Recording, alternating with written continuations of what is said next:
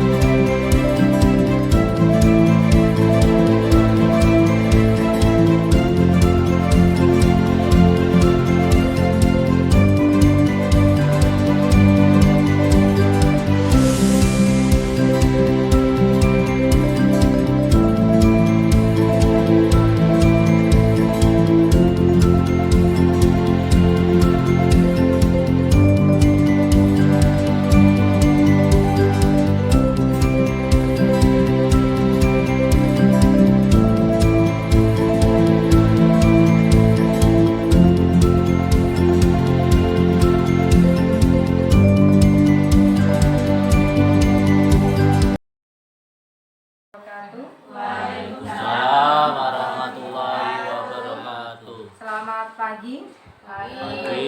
Dan salam sejahtera untuk kita semua. Oke.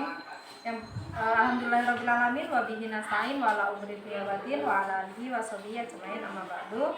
Yang terhormat Kepala Sekolah SMP Negeri 4 Lubung Jaya, Wakil Kurikulum, Wakil Kesiswaan, staf tata usaha dan seluruh dewan guru yang sempat hadir pada pagi hari ini yang saya hormati. Pertama-tama marilah kita panjatkan rasa syukur kita kepada Allah SWT, yang mana pada kesempatan pagi hari ini kita masih diberikan kesehatan jasmani maupun rohani sehingga kita bisa berkumpul dalam acara yaitu sesi berbagi pemahaman dan penerapan budaya positif, yaitu oleh calon guru penggerak atau gimana bahasanya? Calon guru penggerak yaitu Ibu Eli Yuniasih. Kedua kalinya salam semoga tetap tercurahkan kepada Baginda Agung Muhammad Sallallahu Alaihi Wasallam, yang mana kita nantikan syafaatnya di yaumul qiyamah nanti. Amin. Oke, di sini saya sebagai moderator langsung mempersilahkan kepada Bu Eli Yuniasih.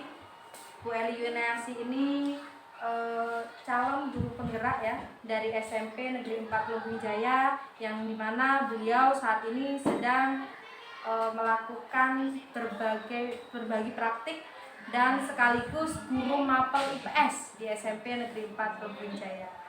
Oke, saya persilakan kepada Bu Eli Yuniasih untuk menyampaikan sesi berbagi pemahaman dan penerapan budaya positif. Kepadanya disilakan.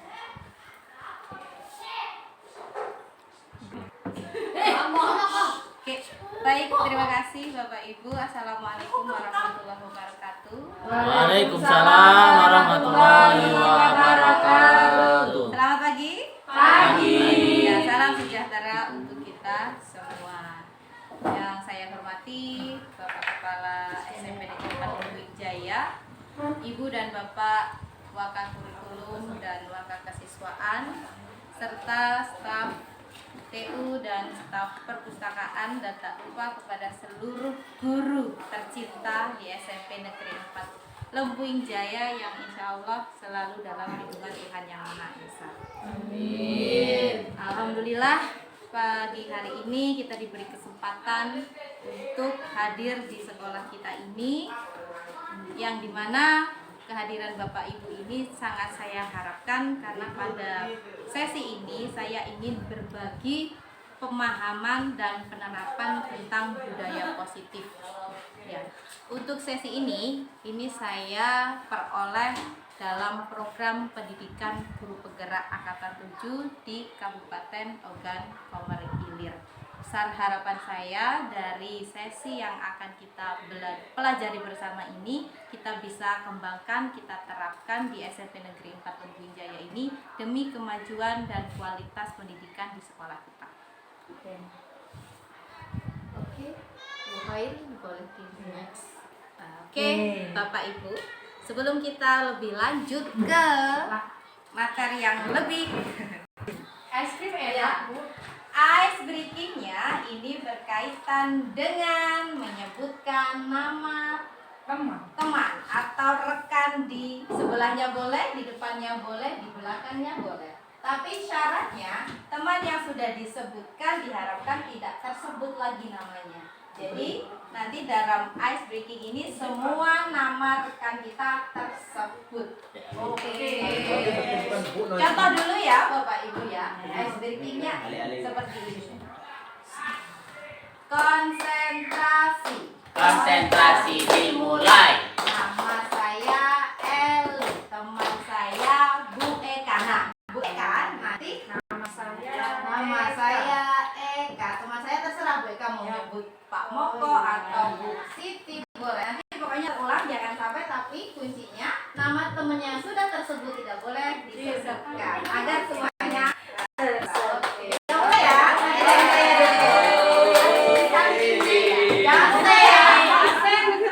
Tidak boleh menyebutkan kembali susah. Berarti kan sudah tahu namaku. Kami sudah disebut Bu Eli. Tapi bukan saya. Berarti diingat ya apa yang sudah disebutkan nama. Jangan lagi disebut. Berarti benar-benar konsentrasi. Jangan lupa kita punya videografernya ya. Ya. Oke. Biar dia juga kelihatan ya Bu Tiara. Iya. Oke, ya, kita mulai. Konsentrasi. Konsentrasi dimulai. Nama saya Bu Eli, teman saya Pak Moko. Nama saya Pak teman saya Putri Handayani. Nama saya Putri, teman saya Bu Hoi. Nama saya Bu Hoi, teman saya Pak Saiful. Nama saya Pak Saiful, teman saya Pak Asep. Nama saya Pak Asep, teman saya Bu Tiara. Ayo Bu, teman. Nama saya Tiara, teman saya Bu Latif. Nama saya Bu Latif, teman saya Bu Eka. Nama saya Bu Eka, teman saya Bu Siti. Teman saya Bu Aliza. Teman saya Bu Febri. Nama saya Bu Febri. Teman saya Bu Ira. Tinggal saya satu. Ira, teman saya Bu Mega. Nama saya Bu Mega, teman saya Bu Aliza.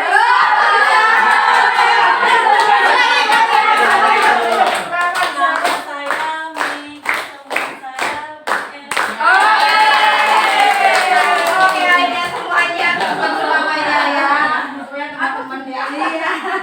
Oke, Bapak Ibu. Iya, memang benar-benar ya. Nanti Serasa siswa ya. Serasa siswa. ya nggak apa-apa ya, sekedar mencairkan suasana.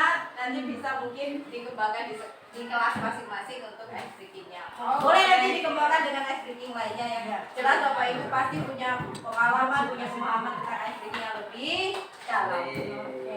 Gimana? Nggak tegang ya Bapak Ibu? Sudah. Tegang tadi deg-degan jadi nggak deg ya. Oke. Kita next ya Bapak Ibu. Ya. Baik, materi kita awali dengan mengetahui dan memahami dari tujuan pendidikan menurut mungkin selama ini hal ini sudah tidak asing di telinga Bapak Ibu karena kita semuanya sudah berkecimpung di dunia pendidikan sudah sangat lama bisa dikatakan. Oke, kita flashback lagi tentang tujuan pendidikan menurut Ki Hajar Dewantara. Pendidikan memberi tuntunan terhadap segala kekuatan kodrat yang dimiliki anak agar ia mampu mencapai keselamatan dan kebahagiaan yang setinggi-tingginya, baik sebagai seorang manusia atau individu maupun sebagai anggota masyarakat. Oke. Di sini kata-kata atau tujuan pendidikan dari Bapak Ki Hajar Dewantara ini menurut saya sangat dalam dan sangat luas.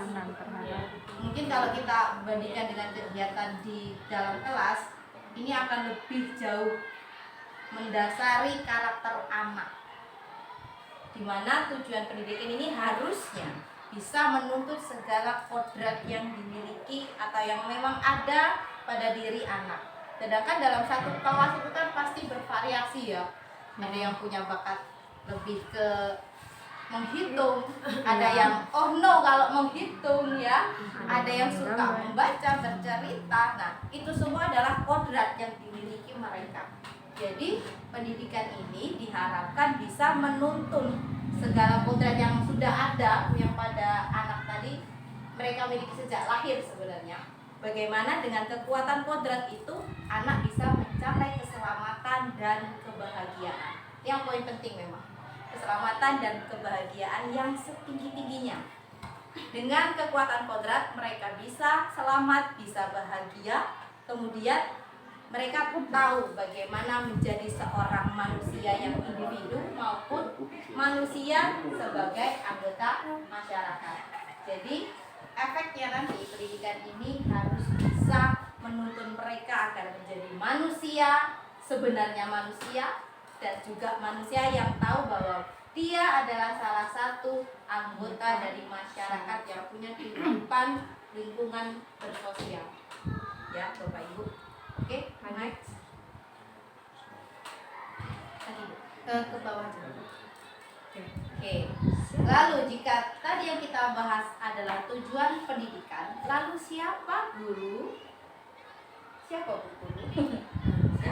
Siapa guru? Oke. Menurut program yang saya pelajari, ini disebutkan bahwa seorang guru ini bisa diibaratkan seperti pak petani. Ya, mungkin semua atau sebagian dari kita lebih besar juga berpenghasilan dari petani ya. Ya, mesti. Di sini petani ini memiliki peranan yang penting dalam menjadikan tanamannya ini tumbuh dengan subur. Kemudian kita sebagai petani juga harus memastikan bahwa tanah yang menjadi tempat tumbuhnya tanaman itu adalah tanah yang cocok untuk ditanami.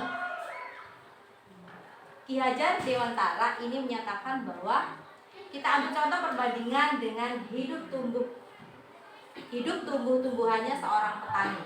Dalam hakikatnya sama kewajibannya dengan seorang pendidik.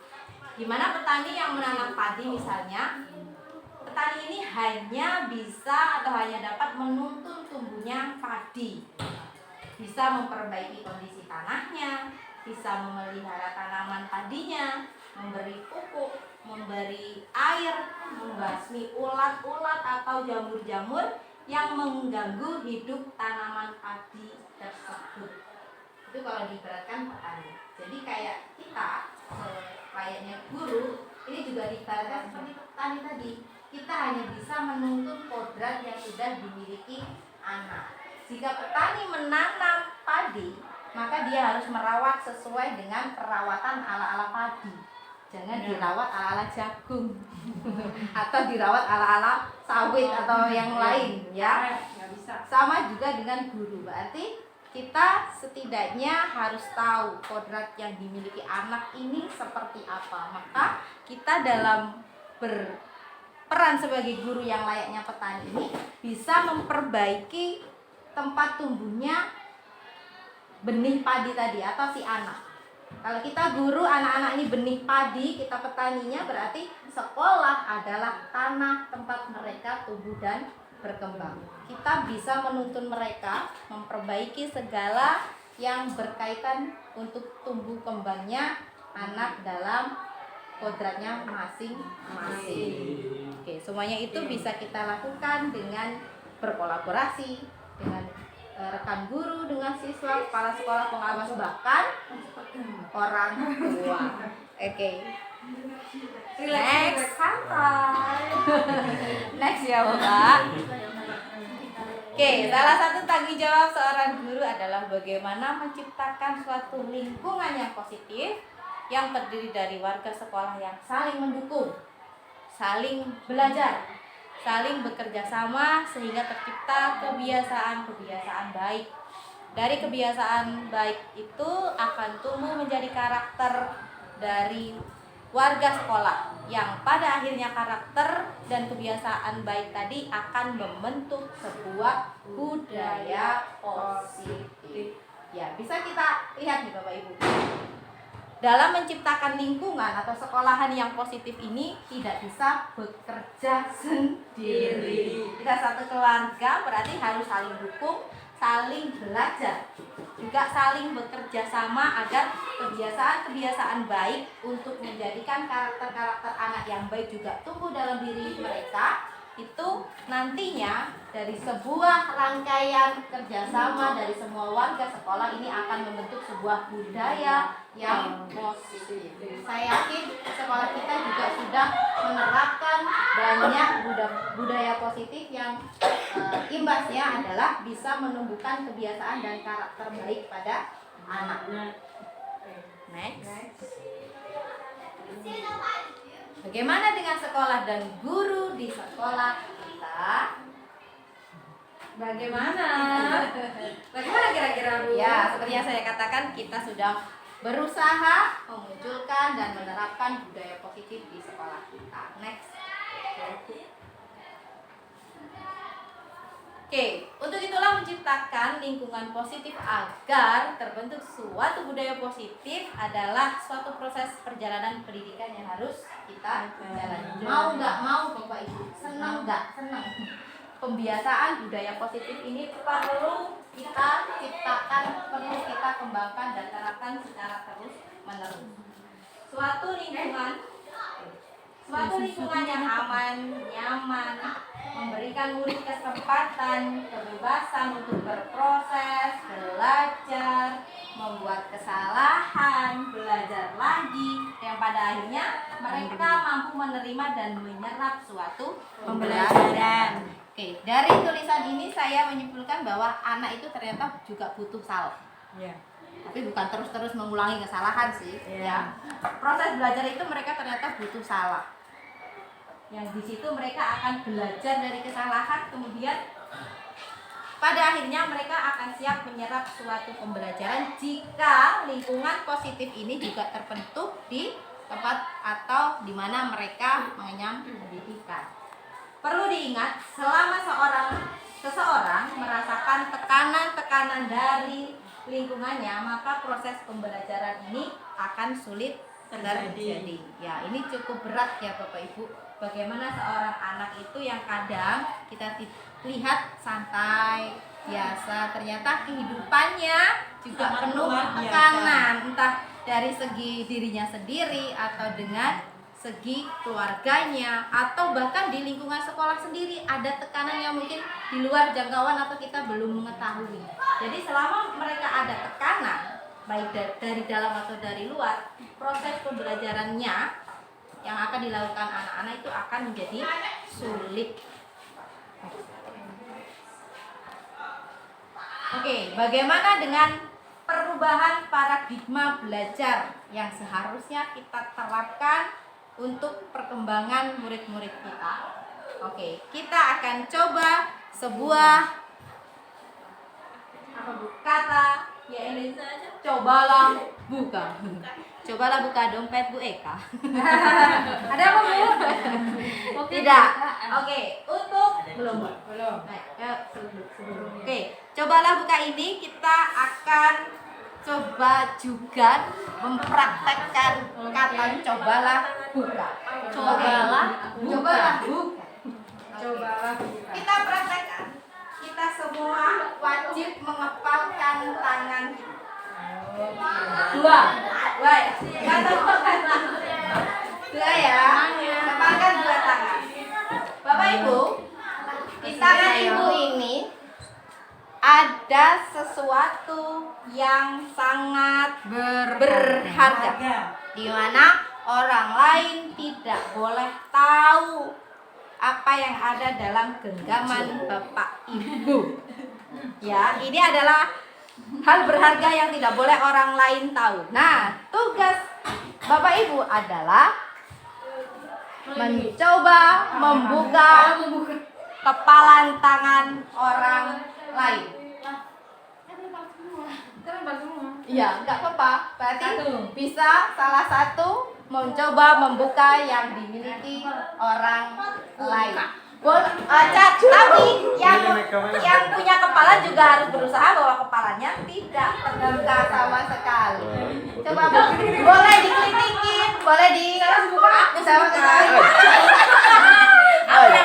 Oke, boleh bekerja sama, salah satu ngepal, salah satunya berusaha buka.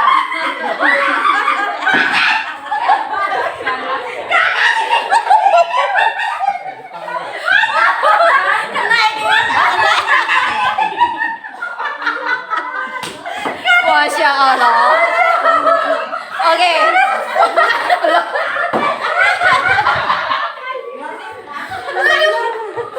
Oke, cukup ya Bapak Ibu. Buanas mereka. Ada tangan Oke. Tidak cocok di laut. Anda tidak cocok di laut. Oke. Oke, terima kasih Bapak Ibu. Ya, itu tadi hanya sebagai perumpamaan. Jika kita ilustrasi jika kita itu punya kendali penuh terhadap diri kita, terhadap apa yang kita jaga. Orang lain itu memang bisa berusaha, tapi kita juga akan berusaha untuk tetap melindunginya. Tidak akan kubiarkan sesuatu yang berharga ini akan diketahui oleh orang lain. Pinter dari milik orang kuat dengan.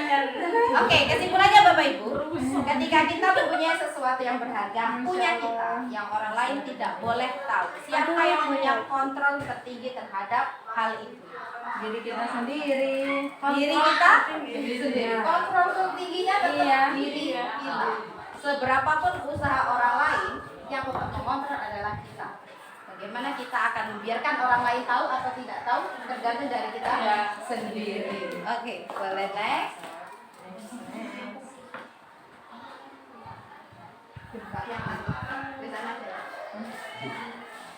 Oke, Bapak Ibu, kita akan mengetahui tentang sebuah teori stimulus respon dan teori kontrol. Berkaitan dengan yang coba buka tadi, kita akan lihat lebih dalam berkaitan dengan dua teori ini. Teori stimulus respon ini mengatakan bahwa realitasnya kebutuhan kita itu sama. Sedangkan menurut teori kontrol, realitas atau kebutuhan kita Ibu setuju yang mana? Bapak Ibu setuju yang mana? Kebutuhan kita sama. Berbeda. Ya. Kebutuhan menurut teori kontrol jelas berbeda. Meskipun sama, itu pasti ada beda. Maksudnya beda itu waktu, jenisnya atau jumlahnya itu pasti berbeda. Apa sesungguhnya kita yang tahu. Yang kedua, semua orang melihat hal yang sama. Ini berkaitan dengan stimulus respon. Sedangkan teori kontrol menyebutkan bahwa setiap orang memiliki gambaran berbeda. Gambaran ini terkait dengan pandangan ya Bapak Ibu, pendapat pasti berbeda. Stimulus respon kita mencoba mengubah orang agar berpandangan sama dengan kita. Ini kalau stimulus respon. Sedangkan teori kontrol kita berusaha memahami pandangan orang lain tentang dunia. Perilaku buruk dilihat sebagai suatu kesalahan. Ini menurut teori stimulus respon.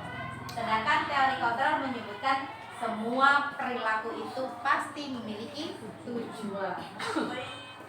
Orang lain bisa mengontrol saya. Stimulus respon ini orang lain yang mengontrol saya. Sedangkan teori kontrol hanya saya atau Anda yang bisa mengontrol diri Anda sendiri. Ya, berkaitan dengan kepala tangan ya. Ya, berarti saya bisa mengontrol orang lain. Ya, ini kebalikannya sih. Tapi tadi tadi kontrol, sekarang pelaku. Sedangkan teori kontrol, Anda tidak bisa mengontrol orang lain. Pemaksaan ada pada saat bujukan gagal.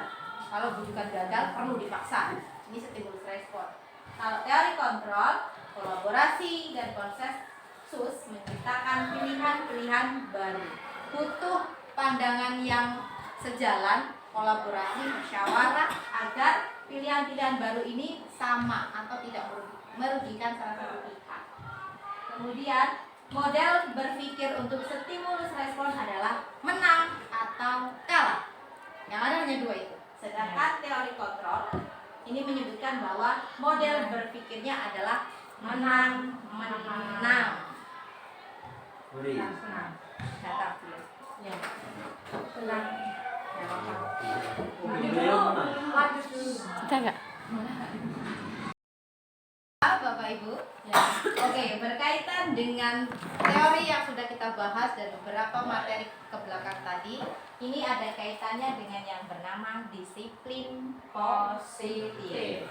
Disiplin. Kalau kita sering ke anak-anak itu kita harus disiplin, gurunya harus disiplin, segala sesuatu itu perlu disiplin. Tapi di sini harus ditekankan bahwa disiplin ini adalah disiplin yang mengarah ke hal positif.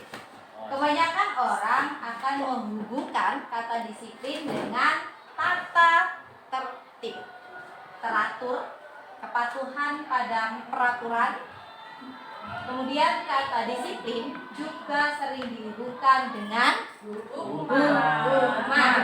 Padahal itu adalah sungguh hal yang berbeda.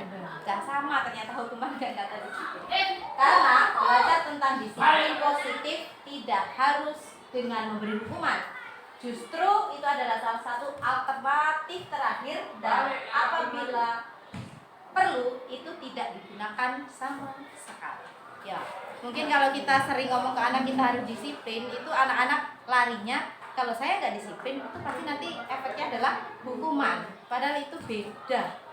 Dan hukuman di sini harusnya menjadi alternatif atau pilihan terakhir. Dan kalau bisa, sejenis hukuman ini adalah hal yang tidak perlu kita kembangkan atau gunakan sama sekali dalam proses pendidikan. Oke, next.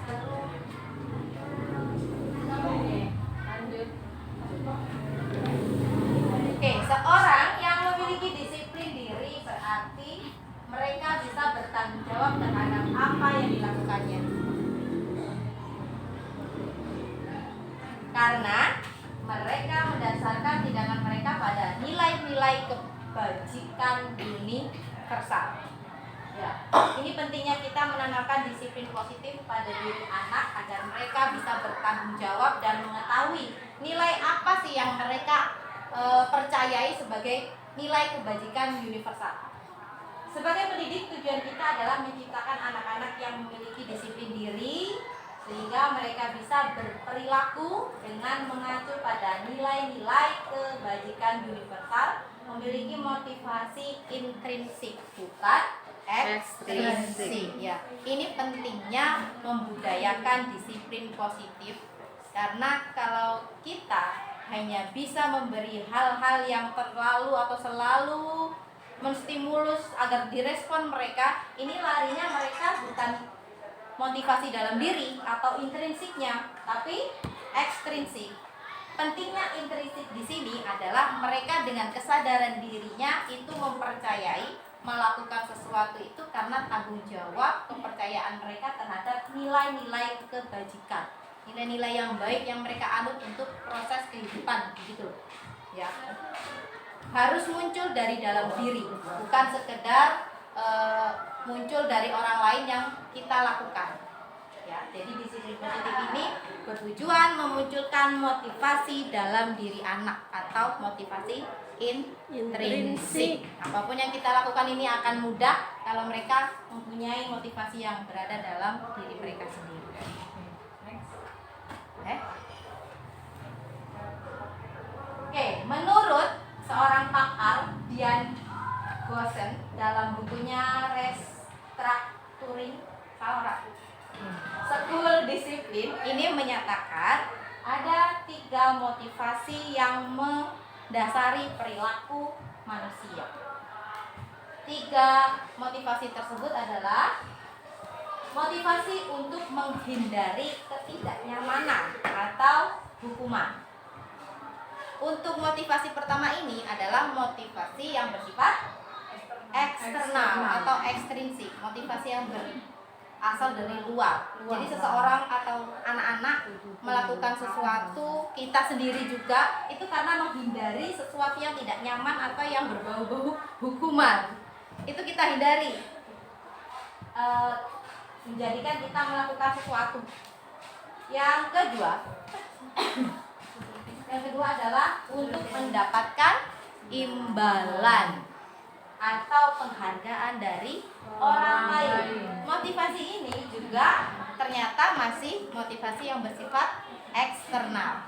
Manusia melakukan sesuatu karena ingin dipuji, ingin mendapatkan sesuatu hadiah, imbalan, penghargaan, akhirnya mereka melakukan tindakan.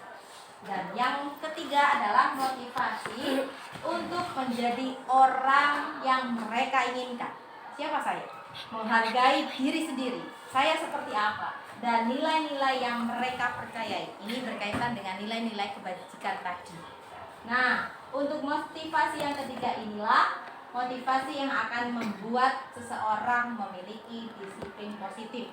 Hal itu dikarenakan motivasi berperilakunya bersifat internal, bukan eksternal.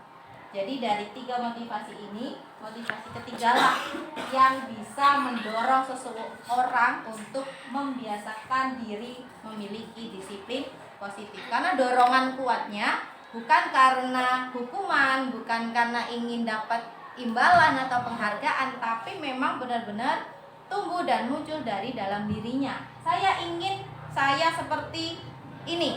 Saya ingin menghargai diri saya yang hebat, yang bahagia, yang bisa, yang kuat, seperti itu.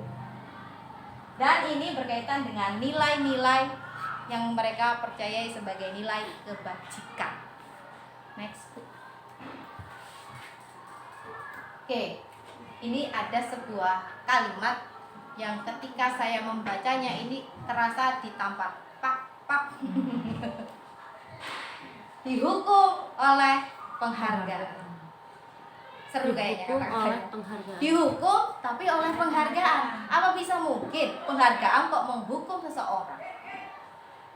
Ada kutipan dari Alficon, saat kita berulang kali menjanjikan hadiah kepada anak-anak agar berperilaku bertanggung jawab, terus atau kepada seorang murid agar mempelajari sesuatu yang baru, atau kepada seorang karyawan agar melakukan pekerjaan yang berkualitas, maka dari apa yang terjadi itu kita sedang berasumsi bahwa mereka itu tidak dapat melakukannya, atau mereka tidak akan memilih untuk melakukannya.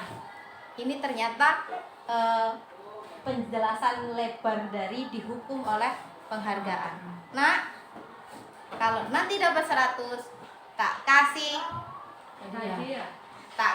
ini kopiko. Ternyata ketika kita berulang kali memberikan hal-hal seperti itu, kita itu seperti memberikan kepercayaan kepada anak-anak bahwa nak, sesungguhnya kamu itu nggak bisa, atau kamu itu nggak usah melakukan. Karena apa? Dorongannya bukan dari dalam dia, karena hadiah tadi atau sesuatu yang dijanjikan oleh guru, sesuatu yang dijanjikan orang tua, atau sesuatu yang dijanjikan seorang pemimpin perusahaan kepada bawahannya, orang tua kepada anaknya, atau guru kepada muridnya. Mungkin sering atau pernah ya Bapak Ibu. Ternyata itu sebenarnya kita sedang menghukum anak dengan sebuah penghargaan. Ternyata penghargaan tak selamanya indah jika digali lebih dalam berkaitan dengan disiplin positif dan motivasi internal. Oke, next Bu. Jadi Jadi gimana itu? Iya, boleh. Ya, Saksi nanti. ada sesinya ya. Oke, next kita setelah mempelajari 3 motivasi yang mendasari perilaku manusia, kita juga akan mempelajari kebutuhan dasar manusia. Kebutuhan ini yang juga menjadi faktor pendorong mengapa manusia melakukan atau berperilaku. Ada 5. Boleh Bu next. Oke, kebutuhan atau ketika kita mendapatkan apa yang kita inginkan, sebenarnya saat itu kita sedang memenuhi satu atau lebih dari kebutuhan dasar dari diri kita masing-masing. Kebutuhan dasar itu terdiri dari 5. Yang pertama adalah kebutuhan untuk bertahan hidup. Seseorang melakukan sesuatu karena didasari kebutuhan untuk bertahan hidup. Kita bekerja, kita mencari nafkah. Itu semuanya adalah untuk mempertahankan hidup kita, melangsungkan kehidupan. Yang kedua, kebutuhan akan kasih sayang dan rasa diterima. Anak-anak kita sendiri melakukan tindakan itu karena kadang pengen bisa merasakan kasih sayang. Saya ini bisa dihargai, diterima, disayangi. Mungkin Bapak Ibu pernah melihat tindakan anak-anak yang sebenarnya mereka itu pengen mendapatkan atau memenuhi kebutuhan yang nomor 2. Pengen disayang gurunya, pengen rasa diterimanya ada. Kemudian yang ketiga, kebutuhan kebebasan. Ya, melakukan sesuatu karena ini kebebasan saya berhak melakukan apapun, terserah saya, kadang seperti itu ya. Kebutuhan inilah yang juga mendasari seseorang melakukan tindakan atau perilaku. Yang keempat adalah kebutuhan akan kesenangan. Setelah bebas, mereka hanya ingin melakukan sesuatu itu karena saya senang melakukan ini. Ini membuat saya gembira, bahagia, maka saya mau melakukan tindakan atau perilaku tersebut. Yang kelima adalah penguasaan atau power. Ketika seseorang merasa dia punya kekuatan, punya kekuasaan, dia bisa melakukan sesuatu atau berperilaku yang dimana kebutuhan akan nomor 5 ini bisa mereka penuhi. Ketika seorang murid melakukan suatu perbuatan yang bertentangan dengan nilai-nilai kebajikan atau melanggar peraturan, hal itu sebenarnya karena mereka gagal memenuhi kebutuhan dasar mereka. Ya, dari 5 ini pasti setiap anak didik kita itu punya. Entah dia pengen mempertahankan hidupnya, pengen disayang, karena ingin merasa bebas, ingin merasa senang atau punya kekuasaan di kelasnya. Ketika mereka ada yang melakukan suatu kesalahan, melanggar peraturan atau tata tertib, itu sebenarnya ada satu hal tentang kebutuhan dasar itu yang mereka ingin penuhi tetapi gagal, entah berupa kesenangan, entah kebebasan atau yang lainnya. Itu sebenarnya yang mendasari mereka. Oke, next book. Oke, sebagai guru maka kita bisa menerapkan memiliki 5 posisi kontrol dalam menghadapi motivasi dan tindakan anak-anak dalam berperilaku. Menurut Dr. William Glasser dan Gosen, ini berkesimpulan bahwa ada 5 posisi kontrol yang bisa diterapkan oleh seorang guru ataupun orang tua, juga atasan atau pimpinan perusahaan dalam melakukan kontrol terhadap bawahannya, terhadap anaknya atau terhadap muridnya. Yang pertama ini adalah posisi sebagai penghubung.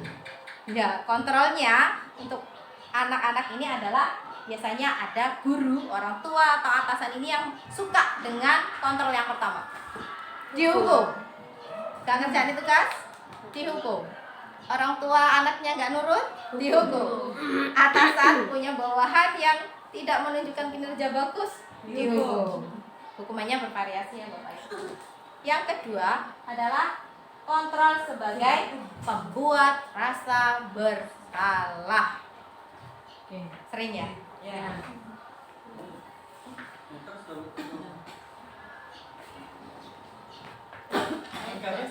Lengkap, Pak. Ya. Iya. Pokoknya dari sini. Buka pena. Dan untuk pembuat rasa bersalah ini nanti kita akan bahas ada beberapa kata yang ternyata itu menunjukkan di mana letak 5 posisi kontrol ini. Yang keempat adalah kontrol sebagai teman. Ya, guru, orang tua dan atasan ini kadang mengontrol perilaku anak-anaknya itu hanya bisa menerapkan sebagai temannya. Dan yang keempat adalah pemantau, sekedar memantau mereka perjalanannya, kegiatannya, perilakunya seperti apa. Dan yang terakhir adalah posisi kontrol sebagai manajer. Kira-kira Bapak Ibu bisa menyimpulkan masing-masing dari kita lebih banyak ke posisi kontrol yang mana? Nomor 2. 1, 2, 3, Saya 2. Oke, next. Boleh kita lanjut ya Bapak Ibu. Ya. Kita akan lihat kita ini paling banyak di kontrol yang berapa. Oke. Next.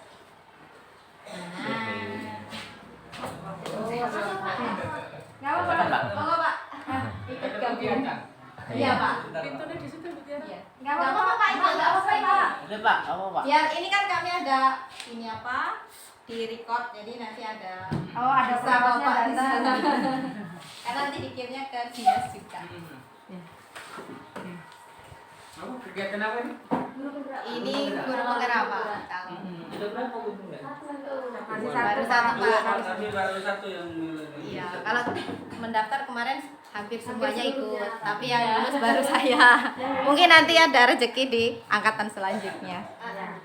Oke, Bapak Ibu kita lanjut ya. Mohon ini Pak dilanjut ya. Oke, ini ada 5 jenis kata-kata yang menunjukkan kita itu di posisi kontrol yang mana ketika kita menghadapi anak-anak, murid, atau anak kita sendiri di rumah. Untuk yang kotak pertama, patuhi aturan saya atau awas. Awas ya, awas ya. Kemudian ada lagi, kamu selalu saja salah. Kamu selalu ngerjain. Terus selalu, pasti selalu kamu yang terakhir selesai ngerjain tugas. Misalnya, ya, ini ternyata menjadi kata-kata yang digunakan oleh seorang guru sebagai kontrol penghukum. Yang kedua, untuk kotak yang kedua, ibu sangat kecewa sekali dengan kamu. Iya. Atau berapa kali sih bapak harus memberitahu kamu ya? Berapa kali? Gimana kamu? Kalau orang tua kamu tahu kalau kamu ini begini di sekolah. Ini adalah posisi kontrol sebagai pembuat rasa bersalah. Jadi anaknya mikir, oh iya, salah ya. Untuk kata ketiga, ayo bantulah demi bapak ya. Misalnya nih kalau membuat anak-anak dalam belajar misal, atau ayo ingat tidak bantuan bapak selama ini gitu. Apa sih bapak yang sudah berikan ke kamu misalnya. Bapak kan dari motivasi maksudnya gitu.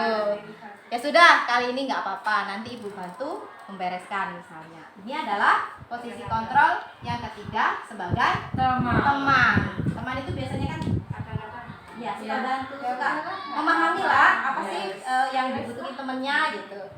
Dan yang keempat, pemantau. Ini kata-kata yang digunakan adalah ketika anak melakukan sesuatu yang salah atau melanggar peraturan ya, nggak langsung mengejas.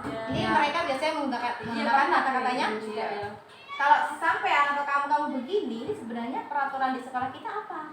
Kamu tahu nggak peraturannya? Gitu ya. Itu juga pernah. Sering ya. Atau apa yang telah kamu lakukan? Jadi mereka bisa berbicara dengan sendirinya apa yang sudah mereka lakukan. Terus sanksi atau konsekuensinya ketika kamu seperti ini apa? Jadi kita beri pilihan kepada mereka. Ini ada videonya ya, Bu ya?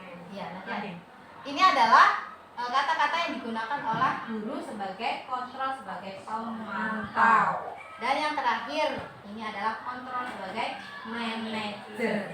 Panjang ya Bapak Ibu. Ini memang lebih panjang, lebih dalam pemahamannya sebagai manajer. Apa yang kita yakini ini dikembalikan kepada keyakinan kelas atau sesuatu yang disepakati di kelas secara bersama, di sekolah bisa, atau apa yang selama ini menjadi keyakinan kamu, yang kamu yakini itu apa sih? Terus, jika kamu meyakininya, apa kamu bersedia memperbaikinya? Jika kamu memperbaiki ini, hal apa yang akan menunjukkan siapa dirimu? Atau rencana apa yang akan kamu lakukan untuk memperbaiki hal itu? Sepertinya hampir sama sih ya Bapak Ibu jenis pertanyaannya, tapi ternyata itu membedakan posisi kontrol yang kita terapkan untuk anak-anak atau murid-murid kita.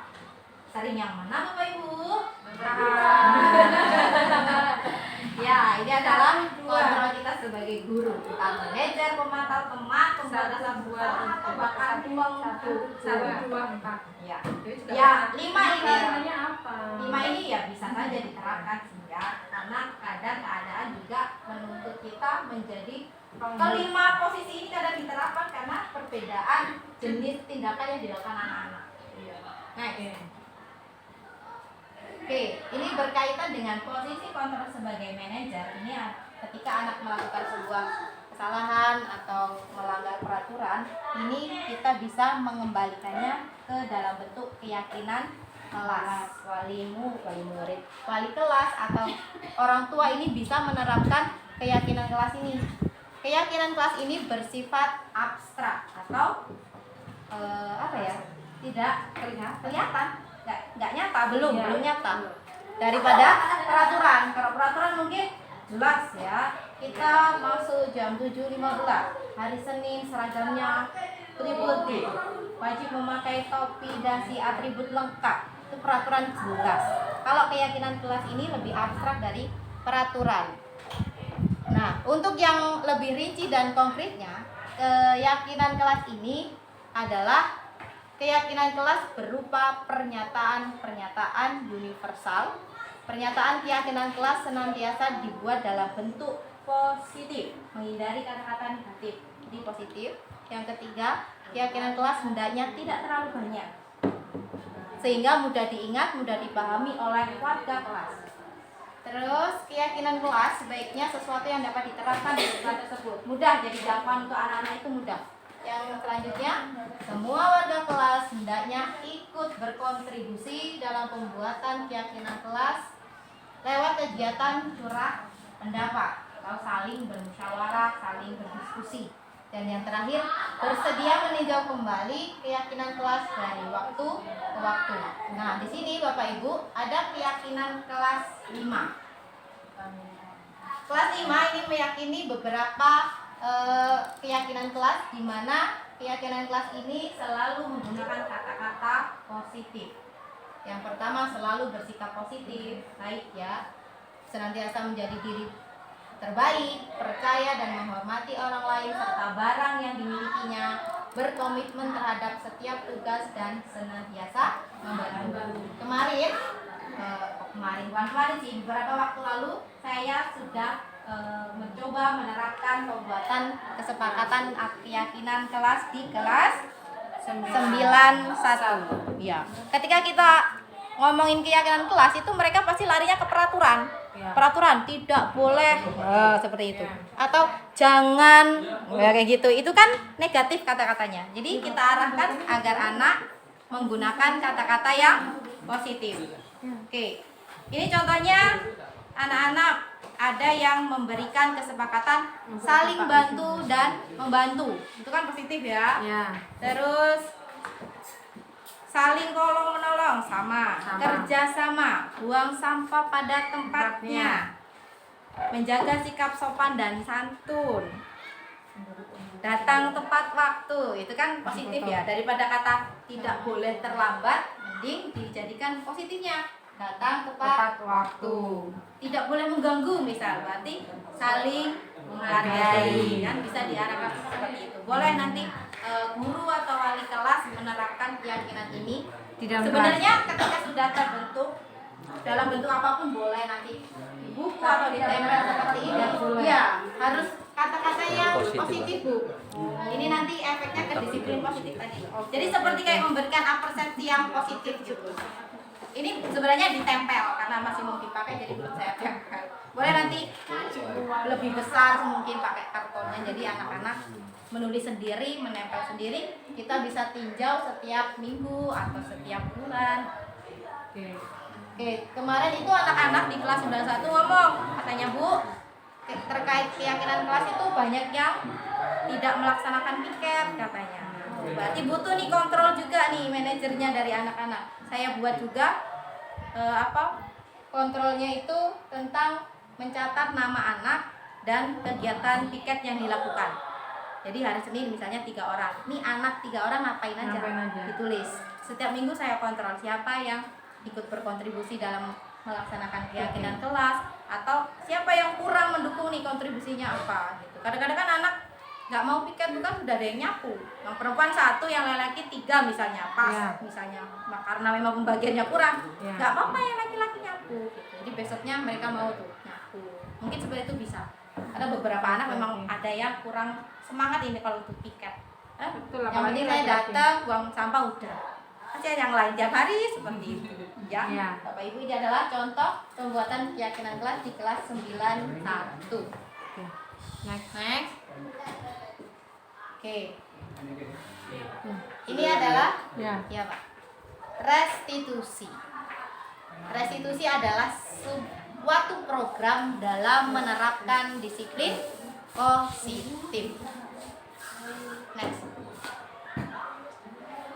Oke, Bapak Ibu, dalam menerapkan disiplin positif ini sebagai guru kita bisa juga menerapkan sebuah program yang namanya restitusi. Restitusi adalah proses menciptakan kondisi bagi murid untuk memperbaiki kesalahan sehingga mereka bisa kembali kepada kelompok mereka dengan karakter yang lebih kuat. Ini adalah pendapatnya dosen tahun 2004. Restitusi juga adalah proses kolaboratif yang mengajarkan murid untuk mencari solusi untuk masalahnya, membantu murid berpikir tentang orang seperti apa yang mereka inginkan dan bagaimana mereka harus memperlakukan orang lain. Ada penting. Alhamdulillah, ada penyegarnya, ada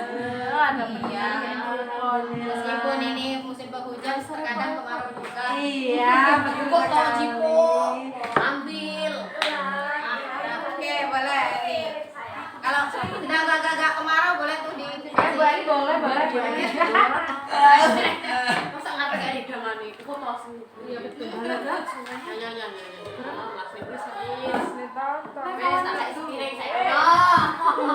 Ya. Lanjut next, apa sudah? Oke, nah belum ini kayaknya. Masih Apa ya? Gak apa-apa, di samping. Santai ya. Santai, kita relax, belajarnya sambil bahagia dan senang. Kan kalau nggak ada tekanan, belajarnya mudah kan? Makan Pak Saiful. Ya, hasil karya ini.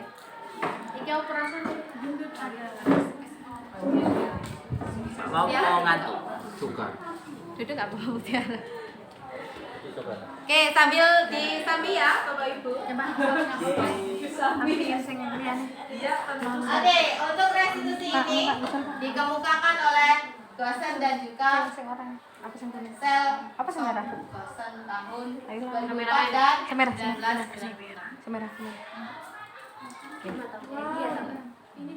Yes, lanjut.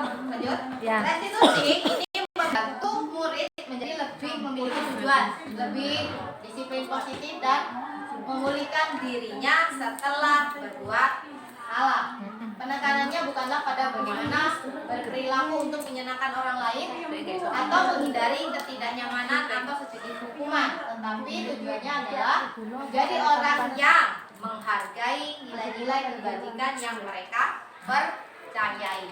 Mungkin kalau anak-anak itu sering melakukan kesalahan, terus kita hanya menuntut mereka agar bisa menyenangkan orang lain, agar menghindari hukuman, itu sebenarnya bukan solusi dalam menghadapi kesalahan. Berkaitan dengan restitusi, karena restitusi mengharapkan anak itu punya keyakinan terhadap nilai-nilai kebajikan yang mereka percayai. Jadi mereka melakukan sesuatu itu karena mereka percaya akan nilai yang ingin mereka terapkan sebagai nilai kebajikan. Next. Oke. Ingat apa? Segitiga itu ingat apa Bapak Ibu? Gaduh. Bogasari. Bogasari sama berarti ya. Mama ini biasa. Bikin donat. Apalagi Mutiara. Hmm. Kayak lu kan deh. Saya juga ingat Bogasari jadi jasa juga. Saya juga. Sama ya? Bapak Ibu martabak. Iya, saya juga lupa. Beliau kan juga berkecimpung dengan tepung. Saya juga. Saya juga pantesan kan saya gak kaget. Bapak Ibu sering ini di rumah sering masak. Iya. Ternyata lupa kalau Pak Ibu adalah Suka ngadon-ngadon. owner dari martabak Mas Mizam. Yes. Masuk tempat ini kamu. Masa iman ikan ini? Oke, Silakan beli ya. lanjut ya. Ya, Oh, silakan beli ya. oke Bapak Ibu. Terus promosi Saya dari. ingat ya. Untuk anaknya nggak paham. Udah. Eh. Untuk sisi yang ketiga adalah menanyakan keyakinan kelas. Jika sudah kita bikin bersama sebuah keyakinan yang disepakati seluruh kelas, maka kita bisa mengembalikan yang mereka lakukan terkait kesalahan itu dengan keyakinan kita. Kemarin kita sudah membuat keyakinan bahwa kita harus selalu menggunakan seragam sesuai dengan hari misalnya. Boleh. Next. Oke, boleh diklik Bu. Ini adalah contoh penerapan segitiga restitusi yang saya lakukan terhadap siswa kelas 81. Itu tadi linknya. Sudah mau habis Pak. Sudah mau. Terus ke inten. Hore. Jajan. Klik Bu. Suaranya.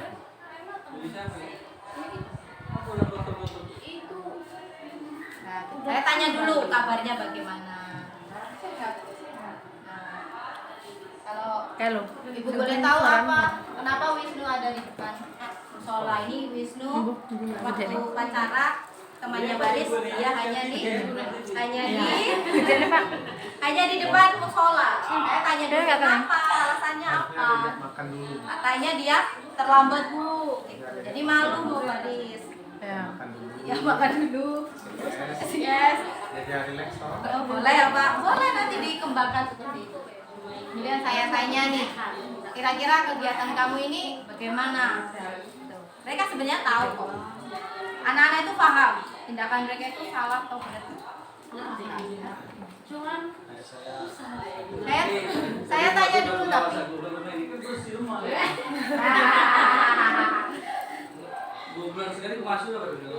Iya Pak, tidak apa-apa Pak. 1 bulan sekali deh juga boleh. Itu Mutiara yang kedua. Oke, saya tanya nih, alasan dia kok sampai telat itu apa? Dibawa. Wisnu jawab katanya main game sampai larut malam, harinya jam tidurnya kurang, waktu sudah bangun belum bangun, akhirnya kesiangan. Nah, itu kan masalahnya ketemu tuh, berarti bangunnya kesiangan. Saya tanya, bagaimana tuh biar nggak kesiangan nih? Dia juga tahu solusinya apa gitu. Berarti saya nggak boleh tidurnya malam. Boleh main game, tapi harus apa gitu. Dia tahu ya, harus tahu waktu, nggak boleh larut malam. Jadi yang kamu lakukan tadi sudah sesuai keyakinan kelas belum? Katanya ya belum. Jadi kedepannya kamu seperti apa Wisnu? Kata saya. Ya saya akan berusaha untuk tidak tidur malam, tidak main game larut malam, agar bisa bangun pagi dan tidak terlambat ke sekolah, sehingga bisa mengikuti kegiatan di sekolah dengan baik. Next. Oke, Bapak Ibu, kita berada di ujung penyampaian materi. Namun sebelum sesi ini berakhir, saya serahkan kembali kepada selaku moderator. Baiklah, itulah tadi pembahasan yang dibahas oleh Eli, yang dimana di situ adalah budaya positif. Oke, di sini saya memberikan waktu kepada Bapak Ibu Dewan Guru yang mau bertanya masalah tentang berbagi yang disampaikan Bu Eli tadi, yaitu tentang budaya positif. Oke, silahkan Bapak Ibu yang mau tanya. Ya. Ayah. Oke. Saya nyatanya tahu sini. Oke, Bu Ya. Triandayani ya. Ya, nama saya Triandayani, wali dari kelas 71.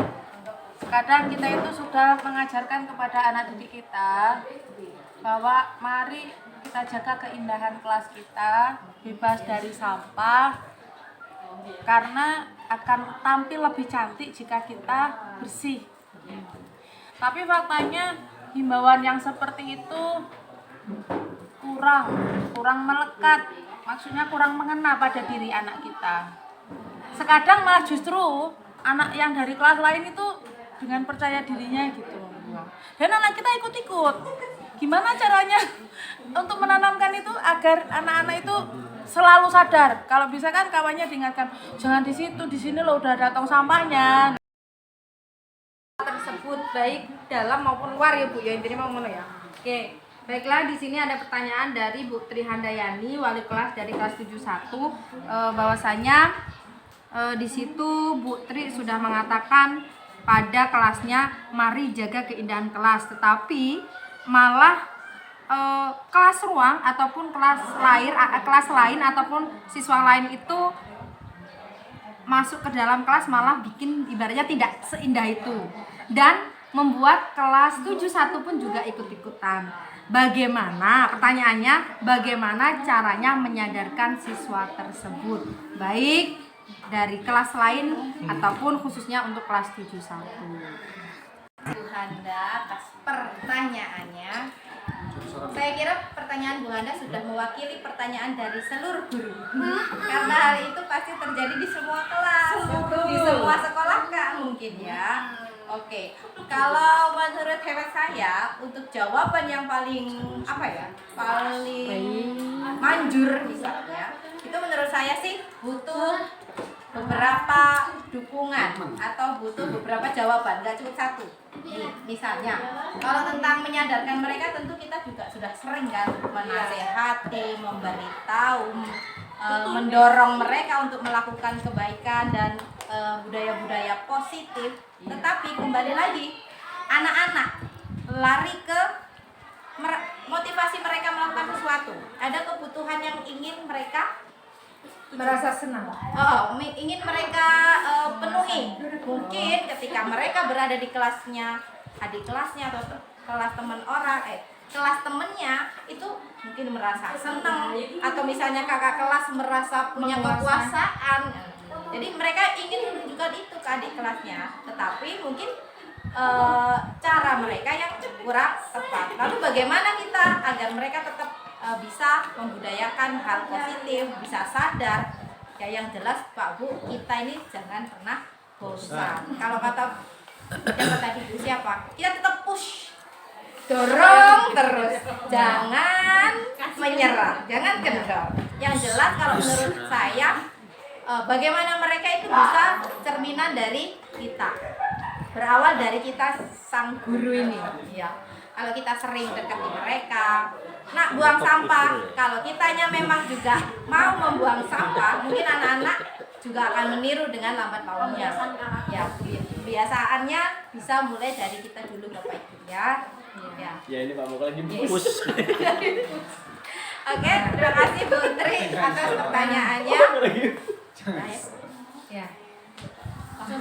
Ya, baik Bapak Ibu, sekiranya itulah tadi sesi berbagi tentang pemahaman dan penerapan budaya positif dari saya, calon guru penggerak angkatan 7 dari Kabupaten Ogan Komering Ilir di SMP Negeri 4 Tembuin Jaya. Besar harapan saya kita semua di sini bisa saling bekerja sama, berkolaborasi untuk mewujudkan budaya positif yang ada di SMP Negeri 4 Tembuin Jaya. Sekali lagi saya ucapkan banyak terima kasih atas waktu dan tenaganya sudah diluangkan untuk menerima sesi yang saya bagikan ini. Semoga Tuhan membalas dengan berlipat-lipat kebaikan, dan semoga nanti pengumumannya semuanya itu menjadi Asisten. ASN.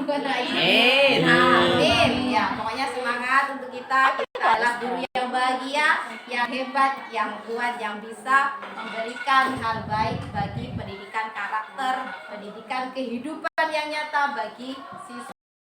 Lebih dan kurangnya saya mohon maaf. Saya akhiri. Wassalamualaikum warahmatullahi wabarakatuh. Waalaikumsalam warahmatullahi Bu Eli Yuniarsi, calon guru penggerak angkatan 7, kita ucapkan terima kasih, semoga yang disampaikan oleh Bu Eli tadi bermanfaat buat kita semua. Oke. Di sini saya sebagai moderator, apabila dari awal sampai akhir banyak kekurangan dan kesalahan, saya mohon maaf yang sebesar-besarnya. Saya akhiri, wabillahi taufiq wal hidayah. Wassalamualaikum warahmatullahi wabarakatuh. Waalaikumsalam warahmatullahi wabarakatuh. Selamat siang. Siap.